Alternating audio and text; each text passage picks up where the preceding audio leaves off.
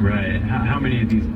Emerging evidence reveals that elites and big pharma executives faked taking the mRNA shots, paying to appear on vaccination registers while never actually taking the jab. Watch this. In Spain, apparently there was an investigation by the federal police, and they caught a bunch of people in, I guess, what would be like a vaccine passport sting. This is a shocking headline. It's really incredible. Listen to this.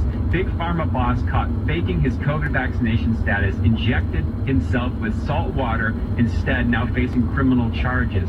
It says police have charged Jose Maria Fernandez Sosa Faro, the president of European pharmaceutical behemoth Pharma Mar, with being falsely vaccinated against COVID-19. Dr. Sosa Faro is embroiled in a European controversy involving individuals, many of whom are well-known figures, being added to the National Immune Registry in exchange for large sums of money.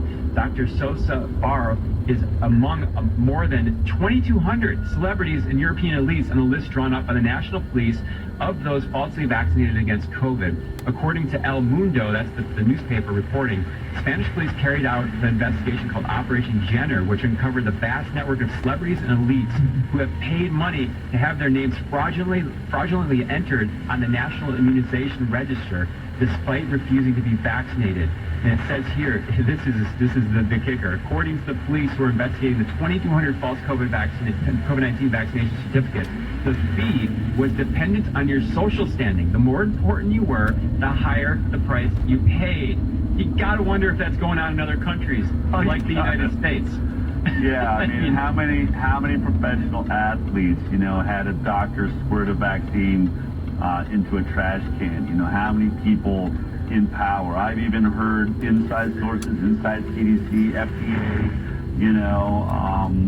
saying that, they're cheating in here. Now, here you have a guy that works in the pharmaceutical industry, so he should know, if anyone's going to know what's going on there, and this guy's paying a fortune in order to keep from putting this thing in his body.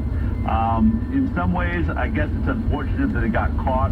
I guess, and they were trying to just live a naturally healthy life, and the only way they sought to do that was by, I guess, fraudulently providing state documents. But I think we're going to see more of these types of things.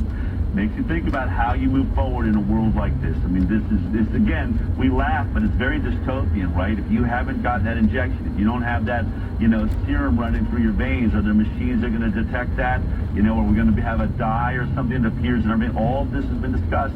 All these thoughts are out there, and those technologies are being worked on as we speak.